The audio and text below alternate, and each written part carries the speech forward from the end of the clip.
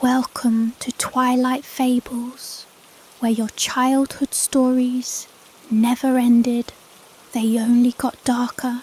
Tonight, we begin the tale of a kingdom cursed by bloodlines, of a test designed not to prove purity, but to awaken something ancient beneath the castle floor.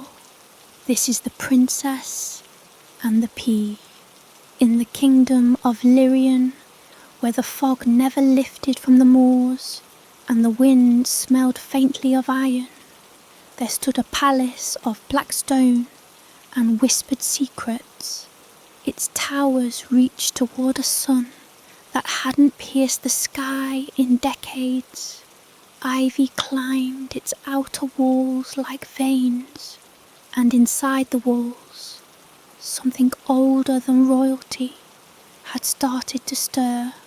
Queen Elsinore sat on her throne of carved obsidian, fingers wrapped around the stem of a goblet filled not with wine, but a thick, syrupy tea brewed from monk's hood and elder bark. She had ruled for 42 years, and her face bore the stillness of a statue that had forgotten it was once a woman. Her eyes were bright green, but not with youth, with venom, and that venom had seeped into every generation of the royal line. At her feet knelt her son, Prince Corwin, the last of his name and the only heir, a man of 27 winters. He was tall, pale and sickly, with fingers too long and a gaze too empty. He had never left the palace, not truly. Every attempt to leave had ended in a fit, a seizure or a scream. Something tethered him to Lyrian, and he felt it not like a bond, but a chain.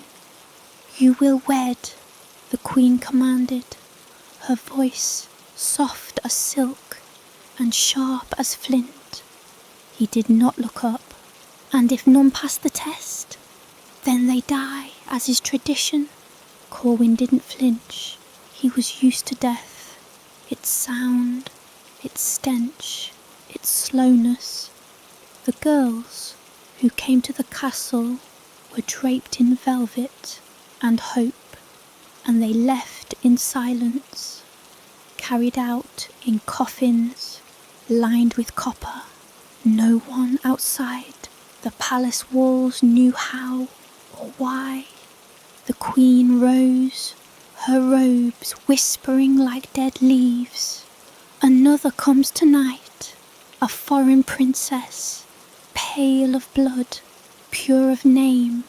She claims descent from the crystal line of Valen." "Is that a real thing?" he asked flatly. "Does it matter?" she said. He didn't respond. He rarely did anymore. That night, a storm rolled in on silent hooves.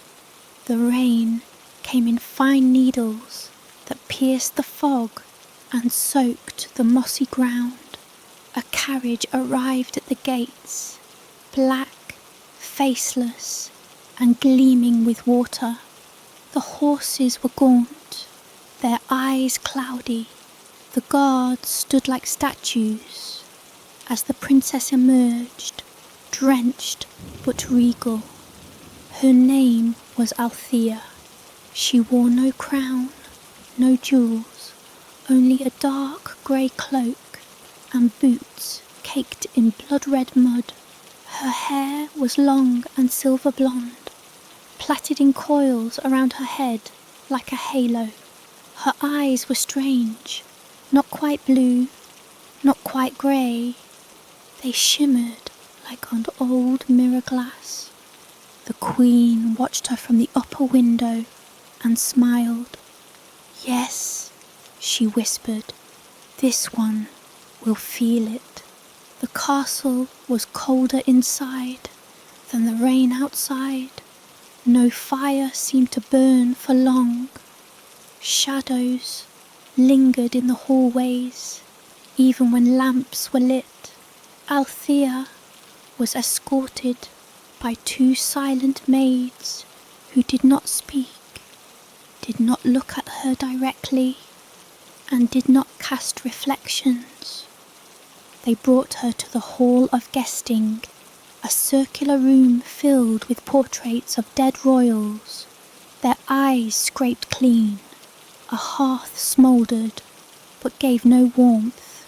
Althea sat alone, sipping from a chipped cup of rose water, waiting for her audience.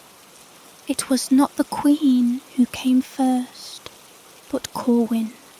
He entered without ceremony, without a word, and looked at her with a mixture of curiosity and dread. "You know why you're here?" he asked, standing several feet away. She tilted her head.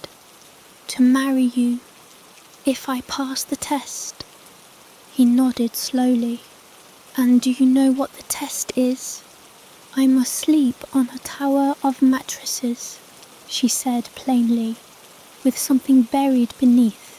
"If I feel it, I am a true princess. If not, I am not worthy." Corwin stared. "That's what they told you." She sipped her rose water. "That's what your mother told my envoy. Isn't that the story?" Corwin hesitated. "Yes, that's the story, but it's not the truth," she said. A pause. "No," he admitted. "Then what is?" He looked around the room, as if it could hear him. Perhaps it could. "It's not what you feel," he said. "It's what wakes up when you do." Later that night, the servants prepared the Tower of Sleep in a guest chamber at the farthest corner of the east wing, the one no one had entered in 30 years. 12 mattresses were stacked atop one another like a royal monument. Each was filled with rare materials: eider down, swan feathers, silk fibres, and dried petals from flowers long extinct. And beneath the bottommost mattress, the Queen herself placed a single object, a stone, dark green, round, and faintly pulsing. "It is not a pea," she whispered. "It is its heart." She stepped back and watched as the servants assembled the bed. None of them looked at the object. None of them could. That night, Althea climbed the long spiral staircase to her chamber. The corridors seemed to breathe. The wallpaper peeled in spirals. The portraits on the walls, all women, had blank faces with mouths stitched shut.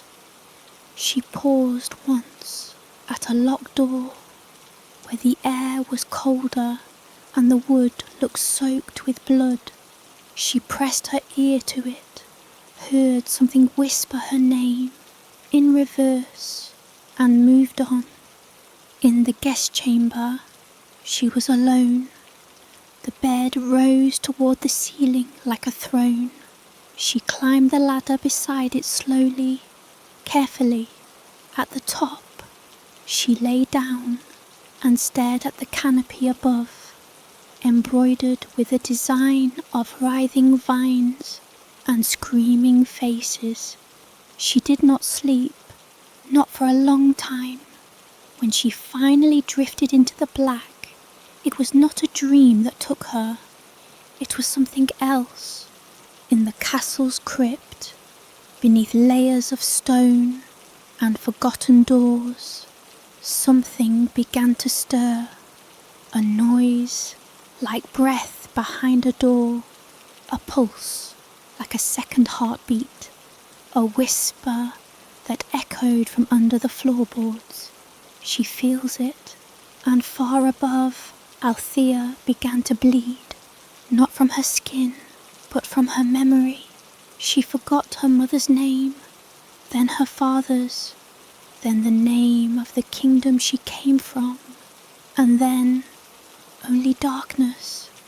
When Althea awoke, it was not to the light of morning, but to the silence of a place that had never known dawn. She lay on the towering bed, unmoving.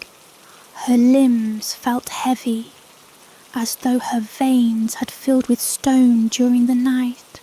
Her breath came slow, and her thoughts were still incomplete, half-formed, like words remembered from a dream that didn't belong to her. She knew her name, Althea, but that was all. Her first memory was not of sunlight or warmth, but of pressure, the sharp, unmistakable ache of something beneath her spine, buried so deep in the mattresses that it shouldn't have been felt, and yet it pulsed against her like a living thing. Not pain, exactly, but intrusion, an alien presence curling around her nerves, whispering through her blood. She sat up slowly. The room was darker than before, though the single candle on the far wall still burned. Its flame leaned unnaturally to the left, as if some unseen breath guided it. The portraits that had once hung above the fireplace were gone. In their place, a massive tapestry now covered the wall, one that had not been there when she went to sleep. It depicted a woman in a crown of thorns, standing over a pit of writhing bodies, her arms raised in judgment. Althea stared at it for a long time. Then behind her, the mattress shifted. She turned her head sharply. No one. But something had moved. She was certain of it. Not above the bed. Within it. She pressed her hand to the mattress. The softness remained, but underneath that, beneath layers of down and velvet and stitched silk, she could feel it, a steady throb, like the beat of a hidden heart. She climbed down slowly, each step down the ladder colder than the last. When she reached the floor, her bare feet met stone so chilled it made her flinch. Her cloak had been removed during the night. Her gown, now a simple grey shift, felt damp at the edges. She crossed the chamber to the door, but found it gone. Only stone, smooth and unbroken. No seams, no handle, no hinges. She touched it. It was real, trapped. In the great hall, the Queen stirred her tea with a spoon made of carved bone. The liquid was dark and steaming, the scent a mixture of lilac and something acrid, sulphur perhaps. Beside her, Corwin sat in silence, his eyes red-rimmed from lack of sleep. "She is still in the chamber," he said. "Yes," replied the Queen. "She felt it. That doesn't mean she's—" "She felt it, Corwin. You were the first in over 100 years to do so, and she is the second." He looked at her. "You told me it was rare, not impossible." The Queen smiled faintly. "It is both." He shifted in his seat. "What happens now? We see if she breaks." Althea paced the room in widening circles. The fireplace was cold. The candle had burned down to a stub. The tapestry had changed. The throned woman now stood over a cracked stone, and from the crack spilled darkness, not shadow, but substance. It reached for her ankles like fingers. Althea backed away, breath catching. Behind her, the mattress let out a groan, not from movement, from below. She spun around and screamed. The bed had changed too. The sheets now hung loose, tattered like old skin. The pillows were flattened, and dark fluid seeped from beneath the bottom mattress, trailing across the floor like oil. The scent of mould and old blood filled the chamber. Something was rising. From within, Althea stumbled back, tripped over the hem of her gown, and hit the cold stone hard. She tried to stand, but a voice, low and vibrating, filled the room. Not a word, a tone, a deep hum that made the walls tremble. It came not from the bed, but from beneath the bed. The floor split, just a crack, no wider than a finger, but from it a voice whispered, "Daughter of dust, forgotten of name, bearer of the bruise." Althea froze. The voice did not echo. It burrowed into her ears, her teeth, her spine. "Why do you wake me?" She couldn't speak. The crack widened. From within, a sliver of green light pulsed, the same rhythm she had felt against her back all night. She backed away. "Why do you wake me?" The candle sputtered and died.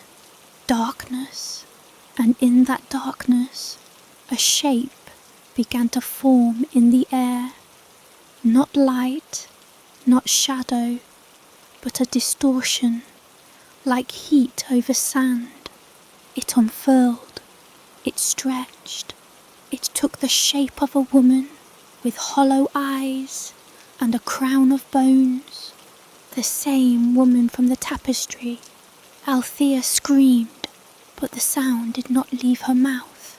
The woman raised her hand. Althea's body lifted from the floor, weightless, and then the voice spoke again, not from the figure, but from inside Althea's own head. The blood remembers, the body forgets, but the soul can never lie. Althea felt her mind snap.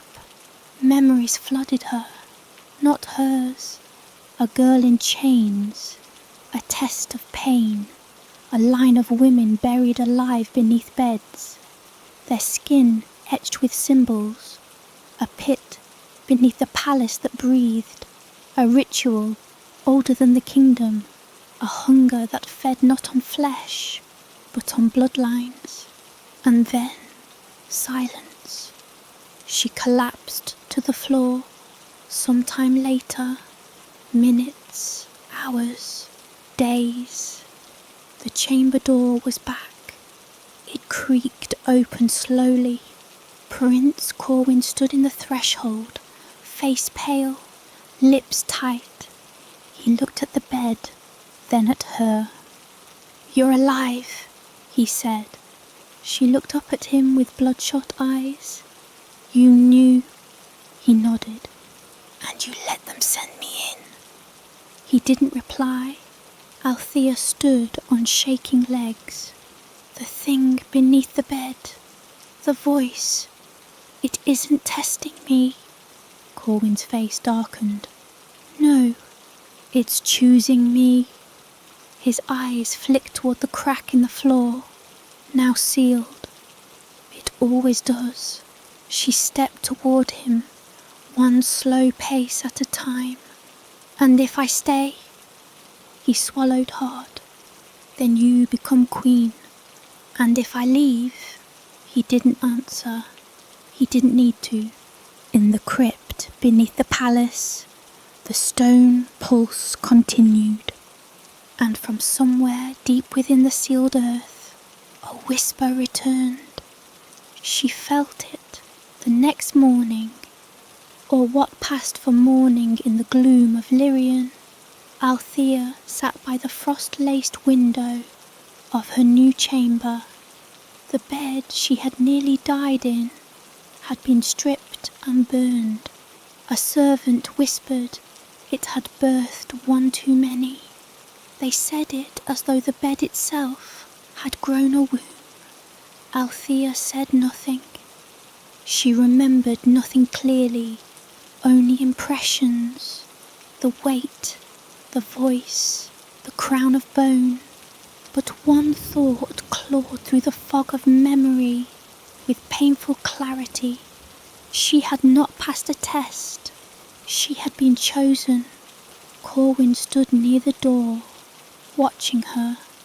He had dark circles beneath his eyes, and his hands trembled at his sides. "You should eat," he said, barely above a whisper. Althea didn't turn. "Will food help me forget?" "No." "Then why bother?" Corwin stepped closer. "Because it helps you stay human." She turned then, slowly, as if even that movement defied some law. "Is that why you stay here? Because you're afraid of forgetting what being human feels like?" He said nothing. She stood, her bare feet touching the cold floor again. "Take me to the others." He blinked. "What others?" "The ones who came before me, the ones who failed." Corwin opened his mouth, closed it, then nodded. They went alone. No guards, no servants. The hallways twisted more than she remembered. Some doors were missing. Others now stood where none had been. Althea tried to track their path. Down, left, down again. But the palace shifted behind her. At last, they came to a set of double doors, carved from petrified wood, streaked with something that might once have been red. "Don't speak when we enter," Corwin said. "Don't look at them too long." Althea nodded. The doors groaned open. The chamber was long, lit by narrow stained glass slits that turned the air into ribbons of blood and ash. Along each side stood 12 glass coffins. Inside each lay a girl, untouched by time. They were not sleeping. They were preserved. Their faces were calm, serene, their hands folded over their chests. But something in their expressions was wrong, too calm, like masks, like death had given them peace only by carving out their souls. Althea stepped closer to the nearest. She was young, maybe 16. Her dress was torn at the shoulder, revealing symbols burned into her skin. Not letters, not language, warnings. "What are they?" Althea asked softly. "Princesses," Corwin said. "Or at least, that's what they were told they were." "You don't know. I was only a boy when the last one died. My mother never told me everything." Althea moved to the next coffin. This girl was older, early 20s, her skin darker, her fingers longer. On her ring finger, a pale band of unmarked skin suggested she had worn something, a ring, perhaps, that had been removed post-mortem. "They all passed the test," Corwin said. "They all felt the P." Althea glanced at him. "Then why did they die?" He didn't meet her gaze. Because it's not a test, it's a selection. Althea ran her hand along the glass.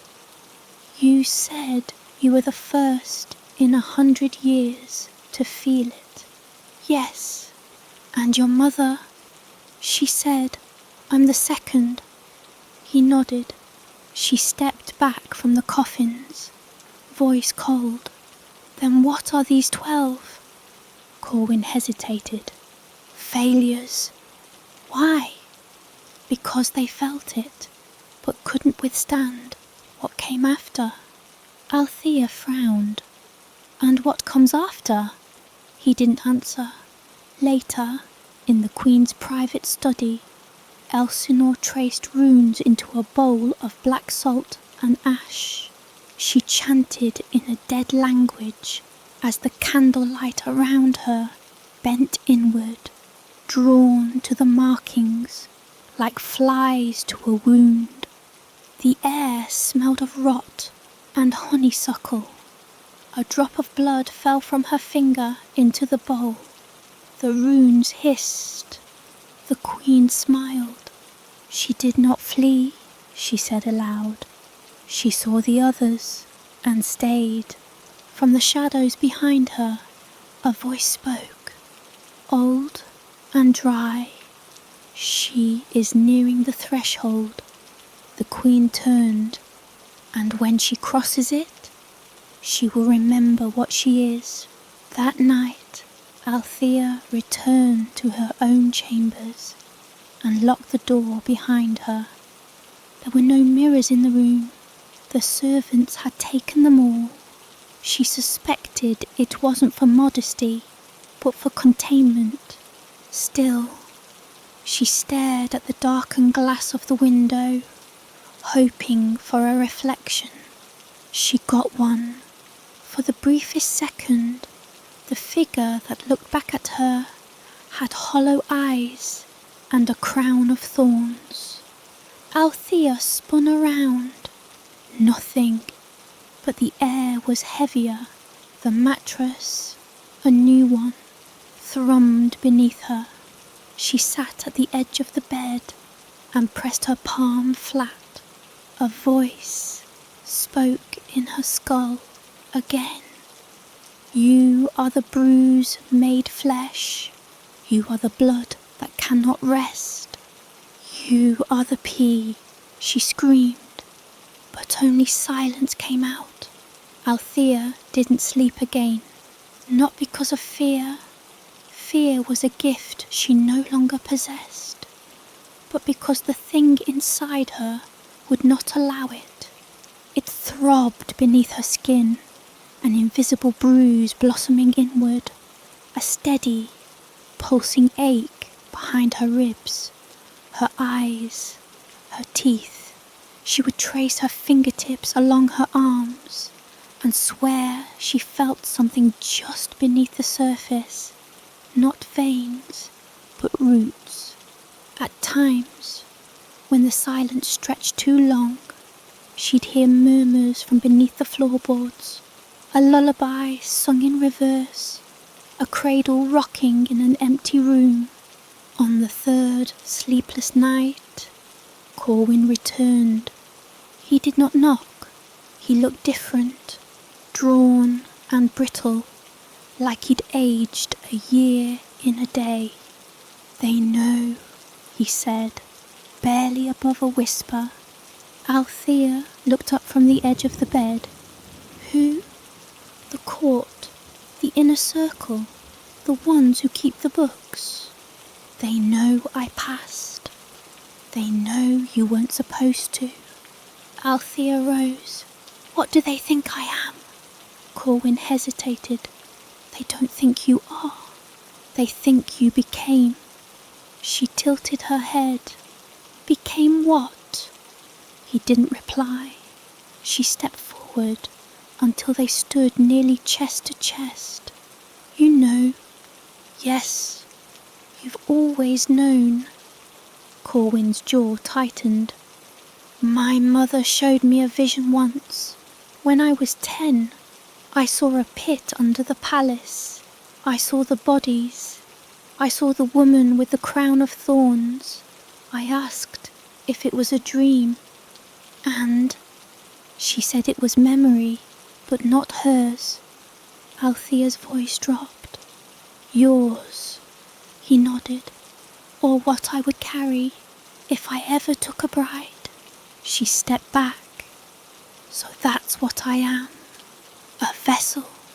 No, he said. You're something worse. That night, the Queen held court in the Hall of Stone, where no mirrors were permitted, and the torches were lit with white flame. 12 figures stood in a circle, cloaked, silent, faces hidden, the circle of inheritance. Each had once lost a daughter to the test. Each had once agreed to feed the old hunger. The Queen stood at the centre. She is not like the others. The cloaked figures did not move. She felt it, but she did not fracture. She woke it. Still silence. She will ascend, the Queen said, or she will end us all. Finally, one figure stepped forward. Then it must be the crown. The Queen nodded. The crown. Yes.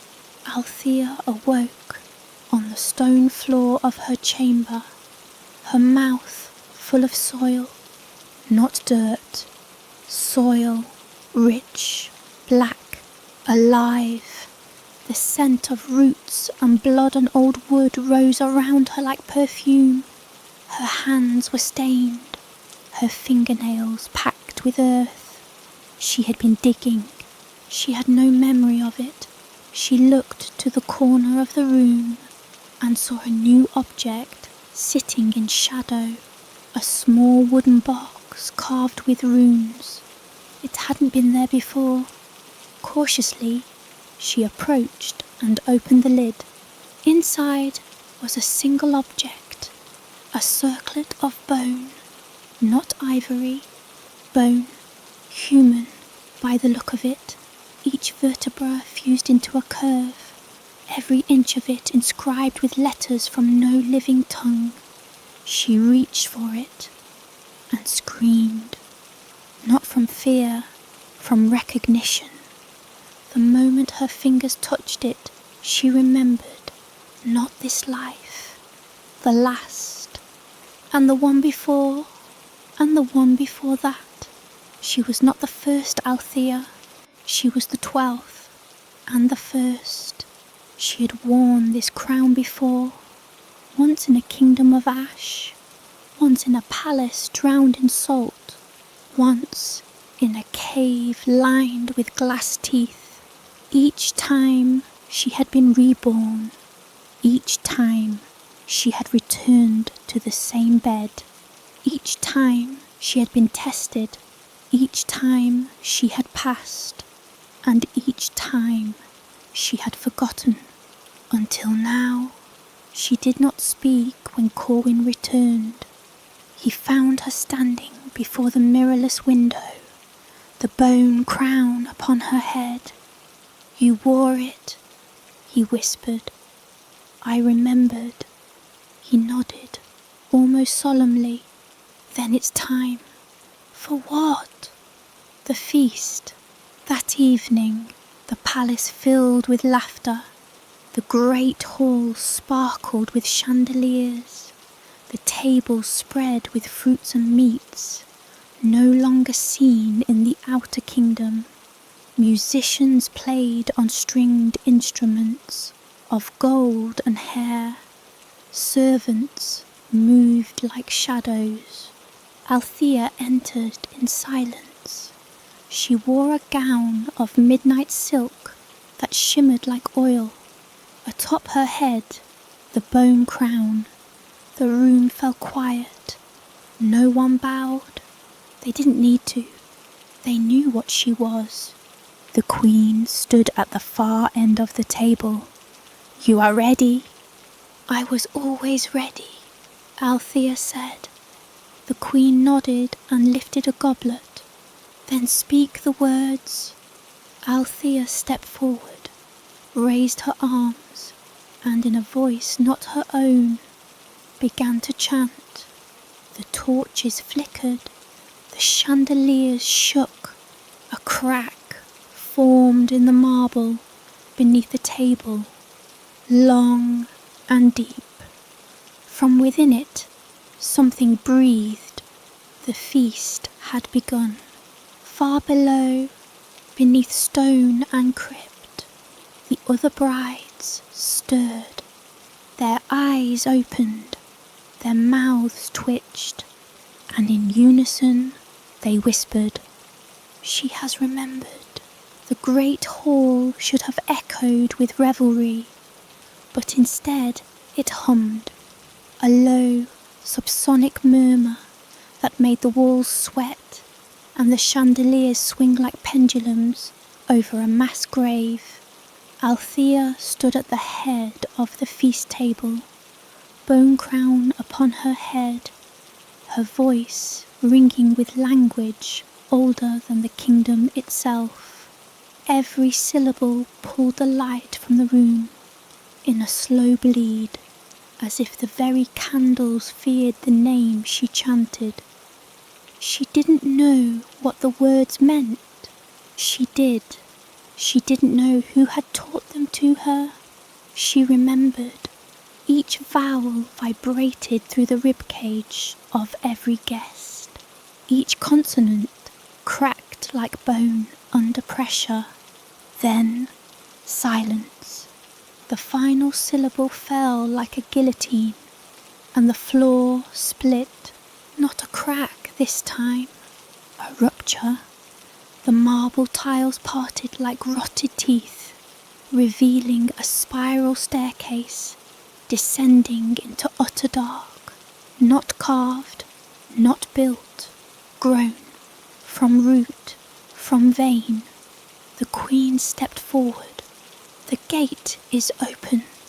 Althea turned to her, her voice devoid of awe. "You knew this day would come." "We made it come." Corwin stepped to Althea's side. "I'm going with you." She didn't nod. She didn't refuse. She only turned toward the stairs and descended. The others did not follow. The descent took them past the bones of the palace, walls peeled with age not found in any calendar. Moss clung to stone like memory. Every step deeper stripped away sound. The only noise was breath. Althea's slow and calm, Corwin's ragged and shallow. After a time, an hour, a day, they reached the bottom. A chamber lay before them, vast and circular, its ceiling lost to shadow. In the centre stood a single bed, not ornate, wood, straw, a single sheet, and on it a small green pea. Althea approached. She knew it instantly. It was the same pea, the same one from every lifetime, the same sea placed beneath 20 mattresses, the same test. Only this time, no bed towered above it. Only the pea remained, bare, raw, waiting. "It's still here," she whispered. Corwin stepped beside her. "It never leaves." "What is it?" "It's you." She turned to him. "No, it's more than me." He looked at her sadly. "It's your curse." She stared down at it. "Then why test me with it?" "Because it remembers when you forget." Althea knelt beside the pea. It pulsed with light, not green, but a deep violet, like the sky before a thunderstorm. As she reached for it, her fingers trembled. Corwin grabbed her wrist. "If you touch it again, You won't forget next time. She looked up. Isn't that what you want? No, he said, voice breaking. It's what they want. My mother, the court, the circle. They need you to remember so you can become what they feed. What they feed. He closed his eyes. You've never ruled, Althea. You've always been ruled. They don't want a queen. They want a containment. You're the bruised fruit that holds the rot inside. She pulled her wrist free. I'm not their vessel. You are if you touch it. Her hand hovered above the pea. It beat once, like a heart, and in that beat she saw again. All 12 lives, all 12 deaths, and one more, a 13th, not past, not future, a vision of herself atop a throne of roots and bone, eyes black with memory, mouth open in endless chant, and below her the world bending, not ruling, undoing. She stood and stepped back. I won't play this again. The pea pulsed. Violently, from behind, a new voice rang through the chamber, soft, feminine. I wondered how long it would take. Althea turned. The queen stood at the edge of the chamber. Her gown of silk turned to bark and moss. Her eyes glowed like old embers. You've remembered more than most, the queen said, but not enough. I remembered the choice, Althea replied. There is no choice, only roll. Corwin drew his dagger. Stay back. The queen ignored him. You are not Althea. That is the name given to you in this life. But your true name, the one buried in the soil, it is Althara. Althea gasped. You were the first to carry it, the queen continued. The first sacrifice. The first to touch the seed and survive. She pointed to the pea. You are the bruise and the balm, the sickness and the cure. You are the reason the kingdom has not collapsed into the pit beneath it. Althea's voice trembled. And if I refuse? The queen smiled. Then the pit opens and the world swallows its dream. Corwin turned to Althea. We can destroy it. We don't have to let them keep doing this. But Althea already knew. Destroy it, and the seal breaks. Keep it, and the curse endures. She looked down at the pea. It beat like a dying star. She reached for it and crushed it in her fist. The queen screamed. Corwin fell to his knees. The chamber roared. Above, the palace cracked. Below, the roots thrived. And from the broken seed, a new sound echoed. Laughter, her laughter. In the hall of stone, the court collapsed. One by one, the cloaked figures fell to the floor, blood trickling from their ears. The queen gasped and dropped her goblet, black wine spilling like ink. She broke the cycle, she whispered. Then she too fell. But Althea did not rise from the chamber floor. She lay still, the crushed pea in her palm. Her hair splayed like ink around her. Corwin held her, eyes wet. Althea. She opened her eyes and smiled. Not Althea. It rained ash for 3 days. Not snow, not soot, ash, fine and white, like the kingdom itself had been reduced to bone meal and scattered on the wind. The peasants in the outer villages whispered that the royal line had died, that the queen had been taken by the soil, and her son swallowed by the black root beneath the throne. But in the highlands, where the wind carried strange songs, travellers told another tale of a girl with no name, of a seed crushed, of something ancient rising again. Althea, Ialthara, did not leave the chamber beneath the palace, not for days. Corwin stayed beside her, his eyes darker now, heavier. The boy who had once feared his own reflection was gone. In his place was a man who had seen what lay beneath the mirror and had chosen to stay anyway. Althea sat in silence, the broken pea still clutched in her hand. It hadn't decayed, it hadn't withered, it had changed.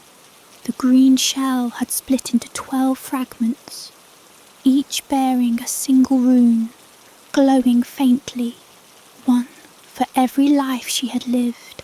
And at the centre, where the seed should have died, a small stem had emerged, pale, hungry, growing.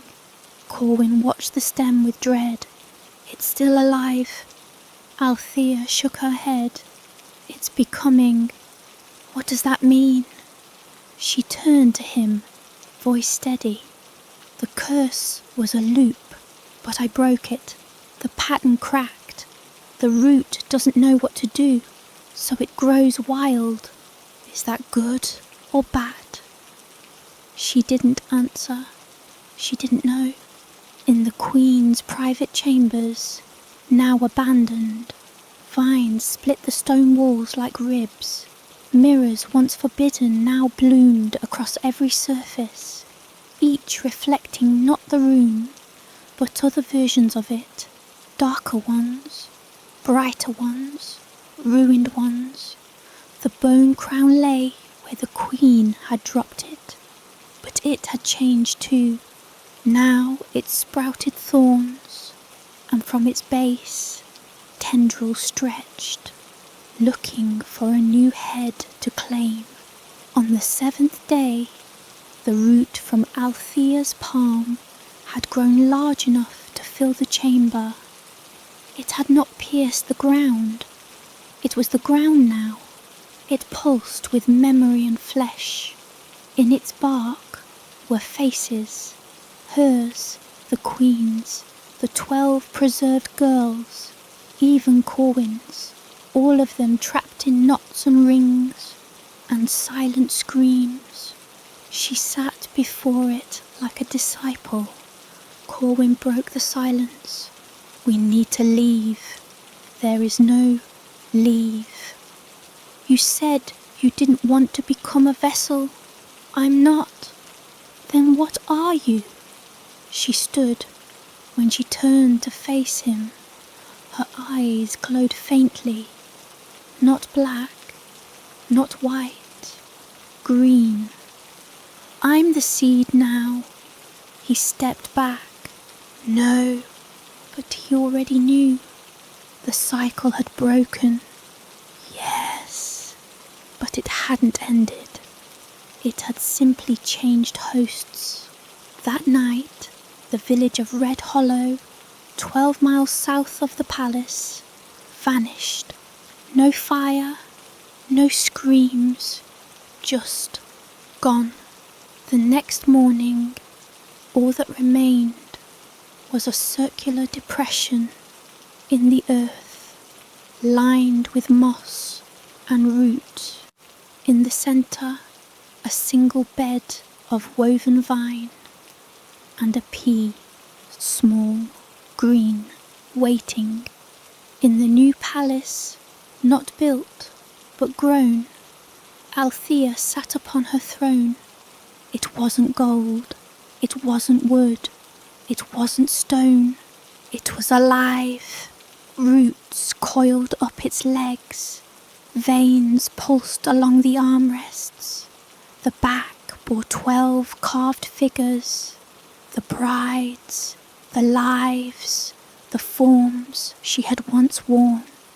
She wore no crown, she was the crown. The court that knelt before her had no faces, just masks, mouths. They sang her name in 1,000 languages.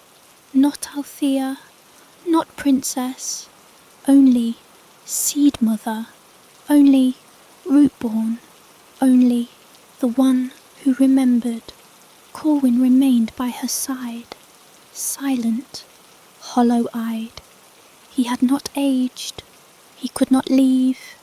He had drunk from the same root water she had. He would live as long as she did, maybe longer, far underground. The 12 coffins cracked open. One by one, the preserved brides rose. They did not breathe.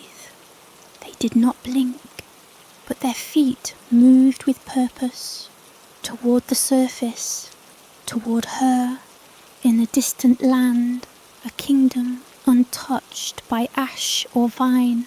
A child awoke screaming. She had dreamed of a girl with green eyes and black hair, sitting on a throne made of her own bones. She told her mother. Her mother told no one, but the next day a pea was found beneath the child's mattress. She had never seen it before. She never would again. That night, the wind whispered, "She is planting again."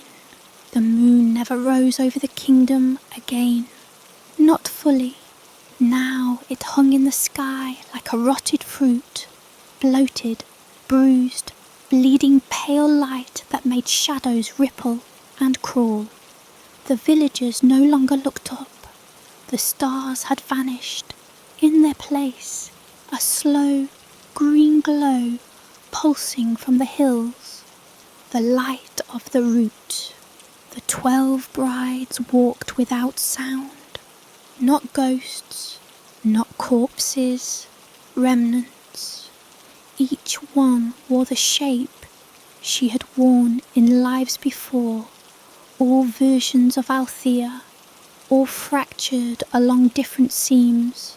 Some bore gowns soaked in brine, others in soot or ash.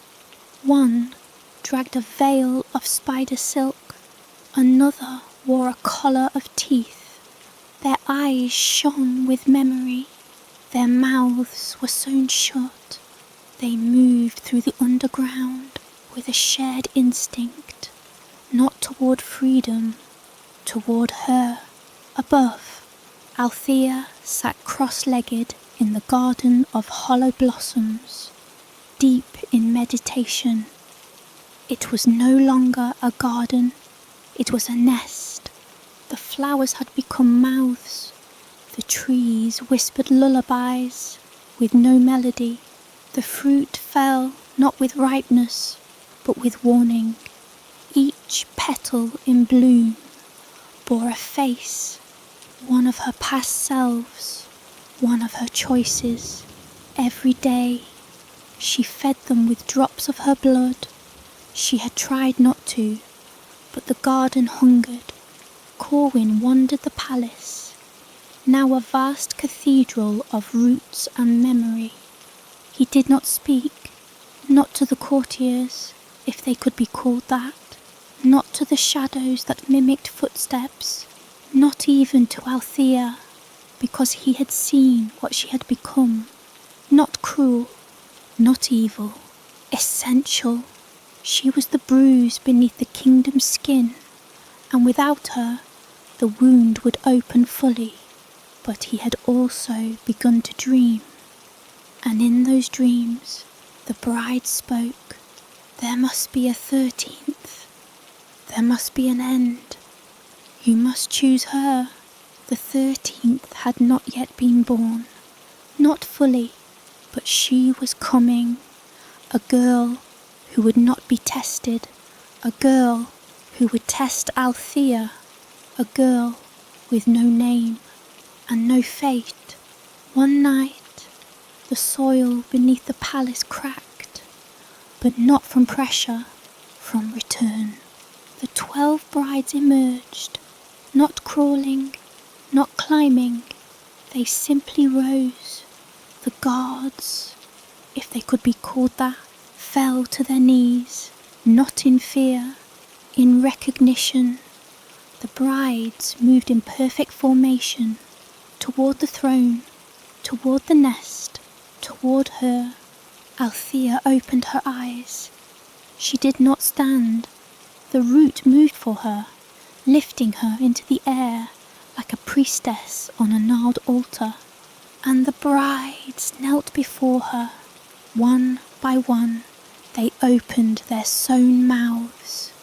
No blood spilled, only seeds. 12 in total, black as ink, cold as bone. Althea reached out and took them. "Daughters," she whispered, and in that moment, Corwin understood. They were not echoes of her, they were offspring, each born from a failed escape, each a piece of the curse, turned lineage, each waiting for the next. Far away, in a village untouched by maps, a woman gave birth to a still child. No breath, no cry. The midwife screamed until the child opened her eyes. Green, too green. The mother died the next morning. The midwife vanished the night after, and the child, unnamed, was found giggling in the soil, covered in vines. She had dug a perfect circle in the earth with her bare hands. At the centre, a single pea. Back in the palace, Althea planted the 12 black seeds in a circle around her throne. From each, a different flower bloomed. One whispered fire, one bled salt, one grew teeth. Each bore the memory of a past. Each fed the root deeper. But the circle was not complete. Not yet. She needed the 13th. Corwin knew what he had to do. He left the palace that night, for the first time in weeks, travelling through fields that breathed and trees that turned their branches toward him. He followed the dreams. They led him to the edge of a cliff where no village had ever stood, and yet there it was, a child's laughter, soft, low, familiar. He walked into the dream. The girl stood in a clearing surrounded by twisting briars. A crown of thorns nestled in her wild black curls. She held a tiny green pea between her fingers. "Are you going to give that to her?" he asked. She looked up. "I don't know who she is." "You'll find her. She scares me." "She should." The girl smiled. So did he. Then he offered her his hand. "Come with me." Behind them, the world tilted. Ahead, the kingdom waited. The root quivered. The brides whispered. And Althea, Elthara, turned her gaze toward the horizon. The final seed had been found, not planted yet, but chosen. The girl had no name. She didn't need one. Wherever she walked, the earth quieted. Trees leaned away, not in fear, in reverence. Even the winds that once whispered the name, Althea, now carried no sound at all, as if afraid to speak too soon. Corwin guided her through a kingdom no longer mapped by roads or rivers, but by route lines and memory veins. Every path bent toward the palace, whether it wished to or not. She was not frightened. She knew this place, not from sight, from the marrow of her bones, from a dream buried deep and older than language. She had walked here before, in other feet, with other names, but never like this. Althea stood in the court of the root crown, her throne pulsing beneath her like a slow heartbeat. The 12 brides circled her in silence, each of them watching the horizon where the girl would appear. She felt it before she saw it, a tremble in the vines, a hush in the soil, the faint, unmistakable scent of future. She stepped down from the throne. For the first time in 12 lives, she did not need to be carried. Her roots retracted. She walked, barefoot, to the edge of the palace gates and waited. Corwin and the girl arrived at dusk. The sky above the palace was not purple or gold, but green, churning like swamp water under a cursed moon. He paused at the entrance. "I can't go in with you." "Why?" "Because you don't need me now." She looked up at him. "Will I come back?" He didn't answer. She didn't need him to. Althea smiled as the girl approached. The child tilted her head. "You're her. So are you." They stood inches apart, mirrors, centuries removed. "What do I do?" the girl asked. Althea knelt and held out her hand. The girl placed the pea in her palm. It was warm, alive. Althea stood, raised it above her head, and the roots that laced the palace cracked and shifted. In the centre of the throne room, a single mattress emerged. Not 20, just one, woven from the hair of the brides, stuffed with the petals of the cursed garden, sewn shut with Corwin's own thread, a bed for ending. "Lie down," Althea said. The girl obeyed. The room fell silent. Even the roots stopped breathing. Althea placed the pea beneath the mattress. She sat beside the bed and took the girl's hand. "Do you feel it?" she asked. The girl nodded. "It hurts." "That means it's working." "I'm scared." So was I. Night fell like a curtain soaked in ink.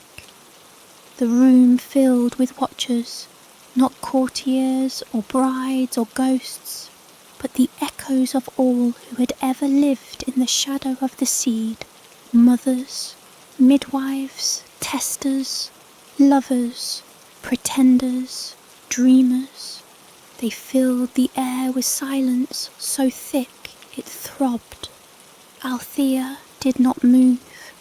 She only watched the girl, and at midnight the girl opened her eyes. "I dreamed," she said. "What did you see?" "A tree." "What else?" "A mirror." "And?" The girl swallowed. "You." The mattress collapsed inward, as if pulled, as if consumed. The bed split, the roots howled, the soil cracked. Althea stood, the pea pulsing in her hand like a dying star. "No more," she whispered. She crushed it between her fingers. It screamed, a real scream, not metal, not memory, but flesh, and from it something spilled, not seed, Not blood, not magic, but light, pure and terrible. The brides fell to their knees, the mirrors shattered, the vines turned to ash, the palace rotted in a blink, curling into itself like a dried flower. Corwin, watching from the field below, saw the sky split open, and from it poured silence. Not death, not destruction, release. The girl rose from the mattress, whole, not cursed, not bound, and not alone. Althea stood beside her, older now, smaller somehow. You broke it, the girl whispered. No, Althea replied. You did. The ground trembled one last time, then stilled, far away, in the land of salt and sand. A woman gave birth to a child with bright green eyes. She did not cry, she did not scream, she simply looked at the world and smiled. In the ruins of the palace, the throne remained, but it did not pulse, it did not grow, and beside it, on a bed of dust, the crushed remnants of a single pea turned to stone. The curse was over. The seed was dead, and the kingdom would never be the same.